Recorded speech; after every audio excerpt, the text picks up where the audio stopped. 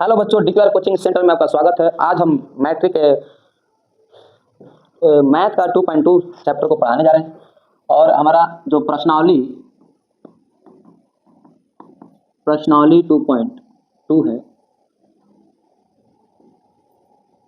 इस प्रश्नावली में हम परिचय को समझते हैं कि इसका बेसिक भाग क्या है। चैप्टर स्टार्ट करने से पहले अगर हम थ्योरी को, कंसेप्ट को अगर बढ़िया से समझते हैं तो हमें क्वेश्चन आप खुद बना सकते हैं कि किस तरह से क्वेश्चन को एग्जाम में बनाया जाता है। थोड़ा सा इंट्रोडक्शन समझते हैं, परिचय को समझते हैं कि परिचय क्या है।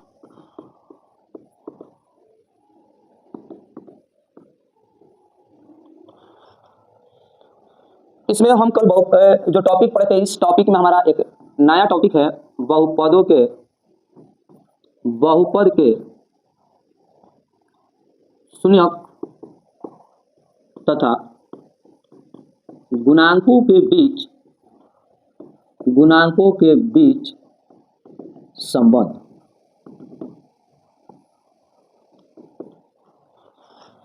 इसमें सबसे पहले हम शून्यक कल पढ़े थे कि शून्यक क्या होता है। शून्यक में हम कल पढ़े थे, सबसे पहले एक नंबर को हम जानते हैं कि एक घात वाले बहुपद,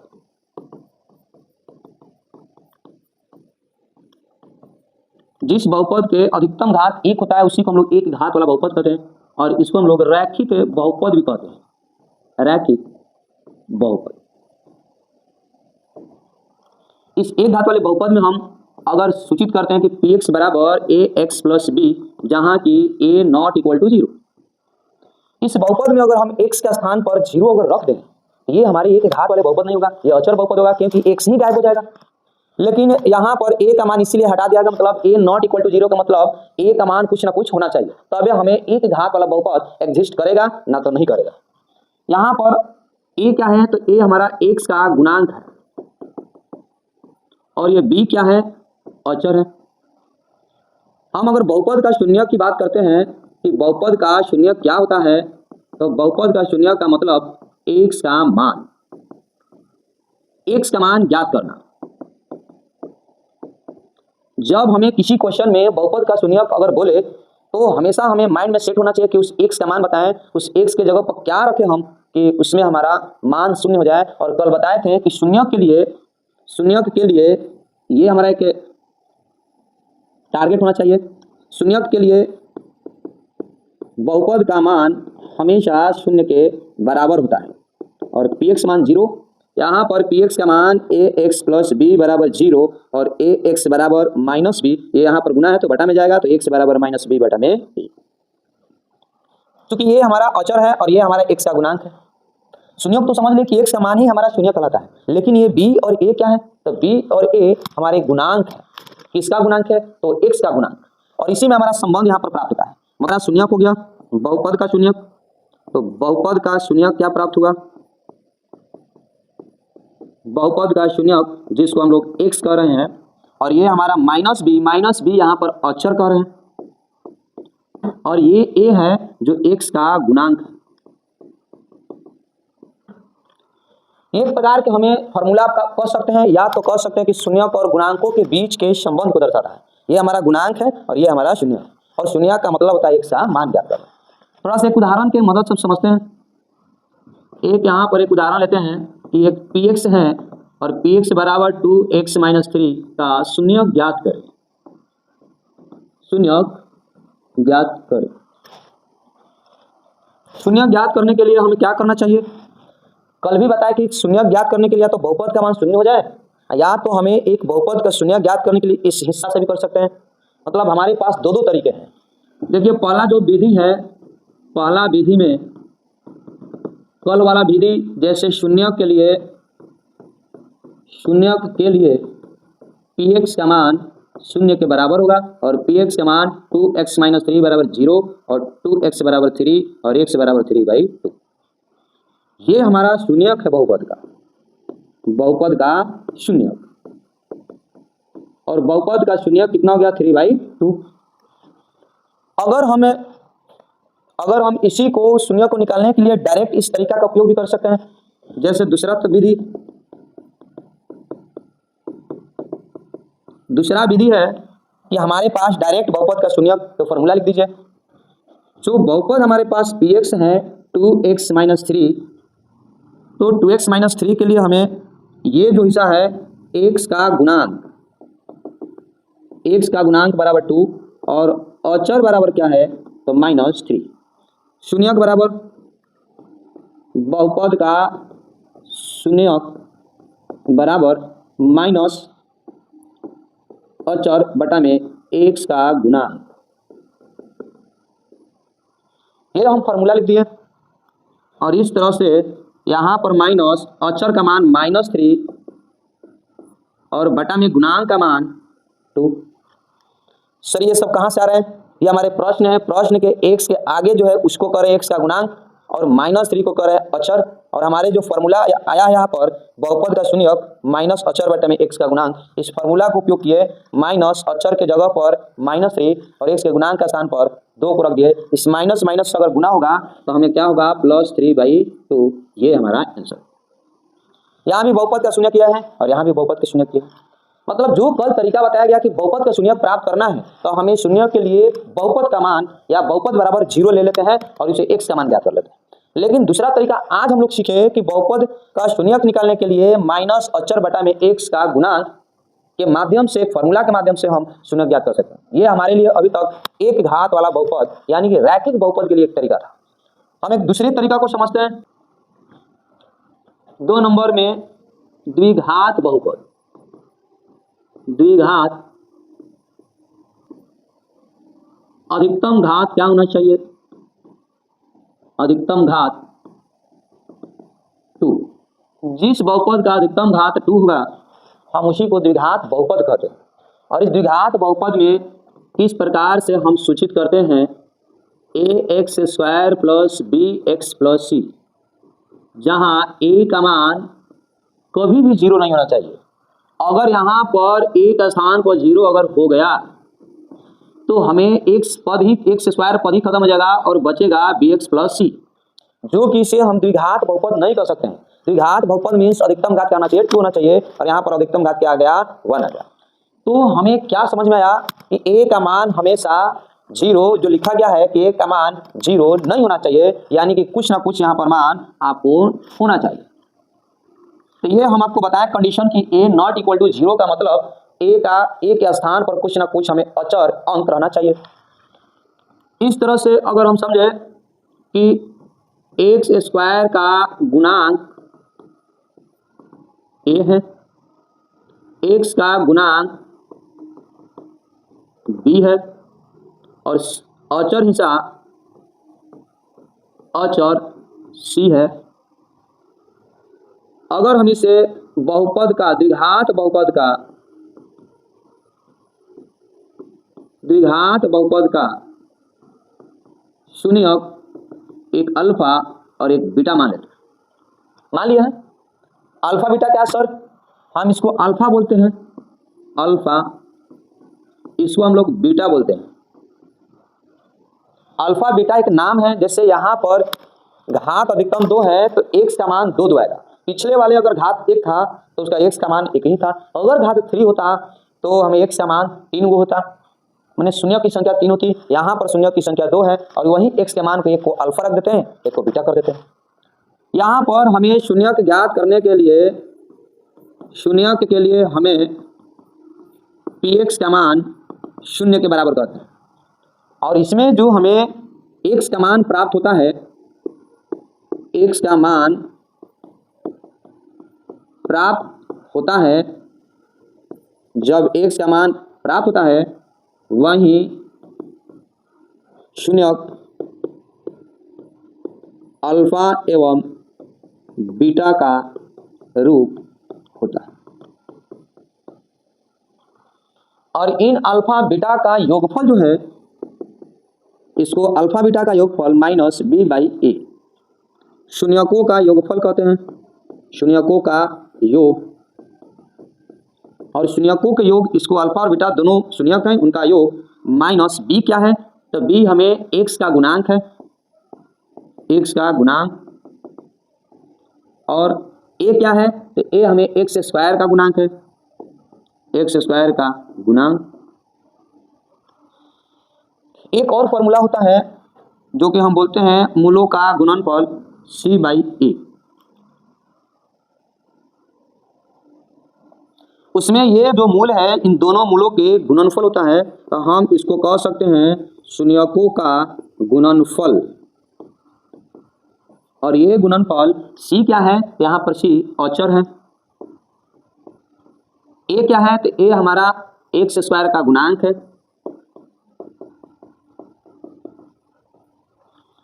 ये हमारा थ्योरी है जो कि हमें द्विघात बहुपद के लिए बताया गया है। क्या बताया गया है, तो द्विघात बहुपद के शून्यक और गुणांकों के बीच संबंध को दर्शाया गया है। इस थ्योरी के माध्यम से अगर हम एक क्वेश्चन को समझेंगे कि किस तरह से हमें द्विघात बहुपद के शून्यक और गुणांकों के बीच संबंध आते हैं, देखते हैं। हाँ बच्चों, ये हमारा द्विघात बहुपद है जहां पर अधिकतम घात क्या है, 2 है, और इसका शून्यक ज्ञात करना है और शून्यक तथा गुणांकों के बीच संबंध की सत्यता की जांच करना है। इसमें दो क्वेश्चन है, एक तो सबसे पहले हमें शून्यक ज्ञात करना है और दूसरा कि शून्यक और गुणांक के बीच हमको संबंध स्थापित करना है, उसका सत्यता जांच करना है।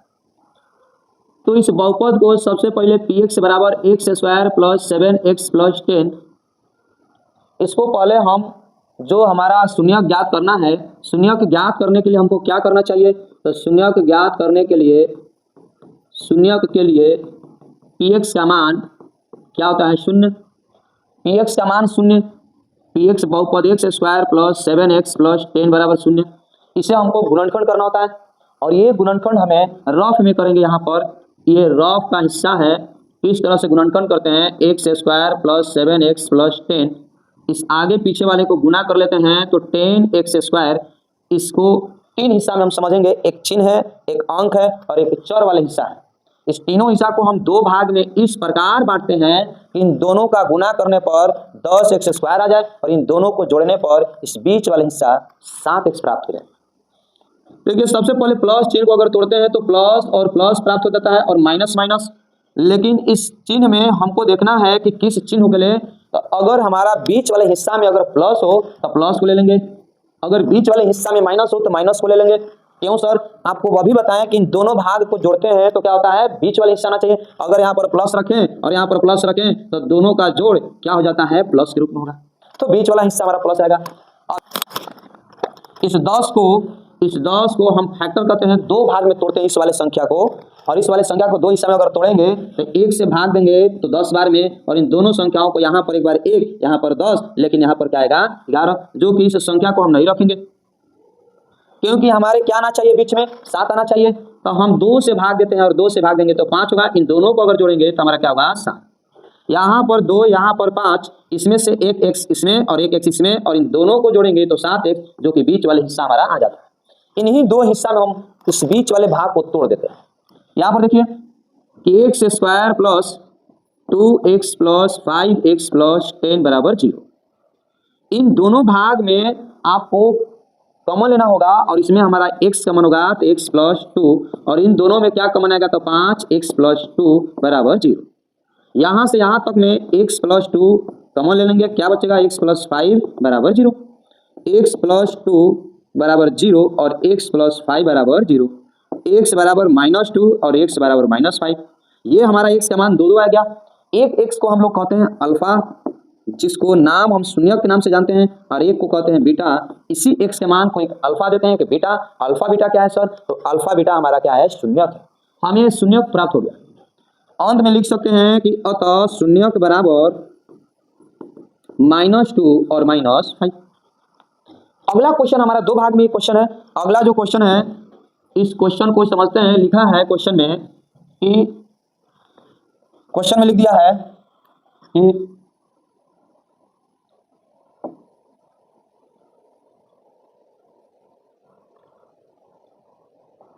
क्वेश्चन में लिखा है कि शून्यकों तथा गुणांकों के बीच संबंध की जांच करें। अभी आपको थ्योरी में बताया शून्यक के और गुणांक के बीच संबंध क्या है। ये हमारे एक बहुपद है जिसको ax square plus bx plus c, अगर हम इसी से तुलना करते हैं px को, जो x square plus 7x plus 10, x square के आगे वाला हिस्सा a है और इसमें a बराबर क्या है 1, इसमें b के सामने क्या है 7 और इसमें c है c बराबर 10। a b c क्या है, a b c हमारा गुणांक है। जबकि शून्यक क्या है, तो हमें शून्यक प्राप्त हुआ यहाँ पर अल्फा बराबर -2 और बीटा बराबर -5। हमारे पास दो संबंध है अल्फा प्लस बीटा, जो कि हम मूलों का या शून्यकों का योगफल कहते हैं -b/a, और एक और संबंध है जो मूलों या शून्यकों का गुणनफल c/a कह देते हैं। अल्फा का मान क्या है -2, बीटा का मान क्या है -5, b का मान क्या है, b का मान यहाँ पर 7 और यहाँ पर a का मान 1, इन दोनों को जोड़ेंगे तो -7 और इधर में माइनस। जब हम संबंध के माध्यम से देखें, ये हमारा शून्यक है, ये हमारा गुणांक है। शून्यक और गुणांक के बीच जो संबंध प्राप्त हुआ, इस संबंध में जब इसको रखते हैं तो प्राप्त होता है कि दोनों तरफ हमें एक समान आता है, जो कि हम कह सकते हैं कि शून्यक और गुणांक के बीच के संबंध की सत्यता को जांच को सेटिस्फाइड करता है। अल्फा बीटा में जैसे -2 और -5 बराबर c के स्थान पर हमें 10 और a के स्थान पर 1, इसको जब गुना करते हैं तो इधर 10 और इधर 10। इसमें भी हमें दोनों अंक बराबर हो जाते हैं, कह सकते हैं। अतः शून्यकों तथा गुणांकों के बीच के संबंध की सत्यता सही है। मतलब सत्यता की जांच जो है सही, हम बता सकते हैं कि संबंध की सत्यता सही है। जो भी संबंध हमारा बना है अल्फा बीटा के बीच, वो हमारा अल्फा बीटा के बीच संबंध सही है। किस माध्यम से समझे, यहां से। इस तरह से हमको एग्जाम में बनाना है, ये 2 नंबर का हमेशा पक्का रहेगा। अगले क्वेश्चन को समझते हैं। देखिए बच्चों, फिर हम उस थ्योरी पर चलते हैं जहां पर हमको कि इस थ्योरी में बताया जाएगा कि क्या है थ्योरी। अगला जो थ्योरी था हमारा, बात समझेंगे कि 2 शून्यक दिया रहेगा, किसी बहुपद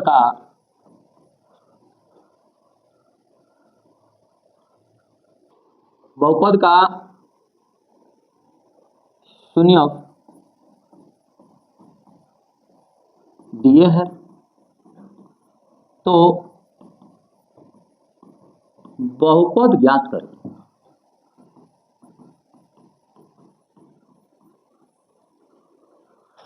हम शून्यक में बहुपद के शून्यक को अल्फा बीटा समझ लेते हैं।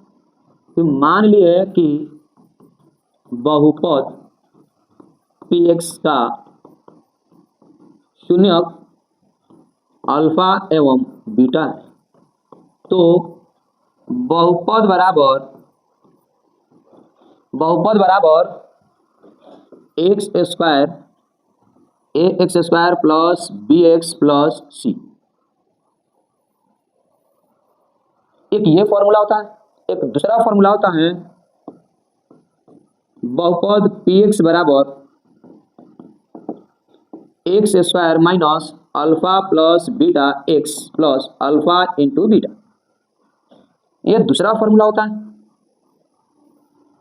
जहां अल्फा प्लस बीटा मूलों का योगफल है -b/a, अल्फा गुना बीटा बराबर c/a। ये हमारा थ्योरी है। हमारे पास बहुपद जो है 2 रूप में होता है, इन दोनों रूप से हम बहुपद ज्ञात कर सकते हैं। इस आधार पर हम थोड़ा सा देखते हैं अपने क्वेश्चन को।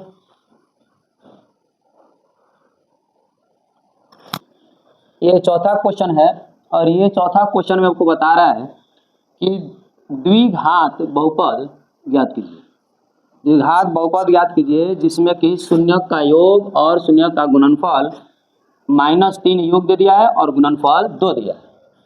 इसमें हम बताए थे कि अगर हमें बहुपद ज्ञात करना है तो बहुपद ज्ञात करने के लिए हमें शून्यक की जरूरत होती है, और इसमें हमें क्वेश्चन में दिया है कि शून्यक का योग मतलब अल्फा प्लस बीटा बराबर -3 और अल्फा गुना बीटा बराबर 2। ये अगर शून्यक का योगफल है जो कि आगे दिया हुआ है और ये गुणनफल है ये हमारे पीछे दिया हुआ है। ये अल्फा बीटा हमारे बहुपद का शून्यक है और इस बहुपद के शून्यक का योगफल बराबर हम फॉर्मूला जानते हैं कि अल्फा प्लस बीटा बराबर -b/a।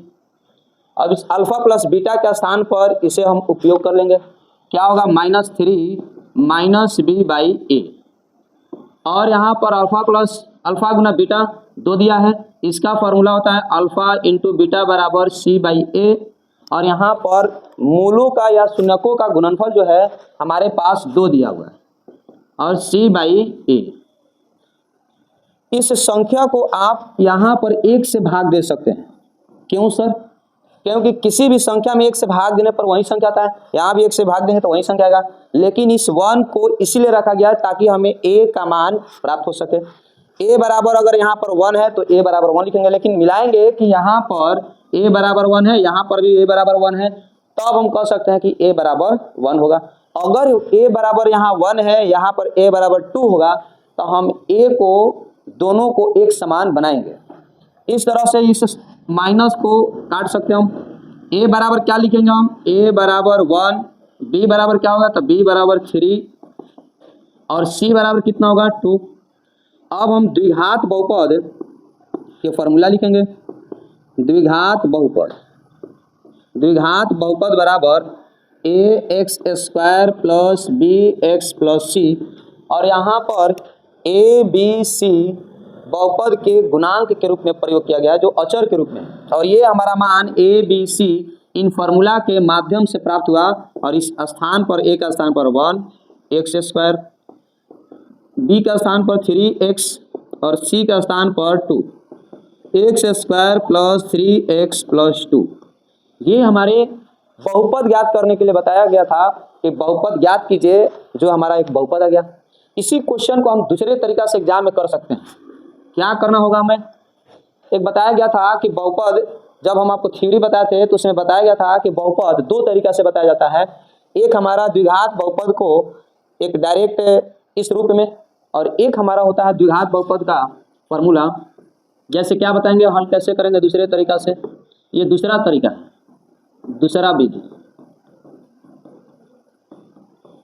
ये पहला विधि है।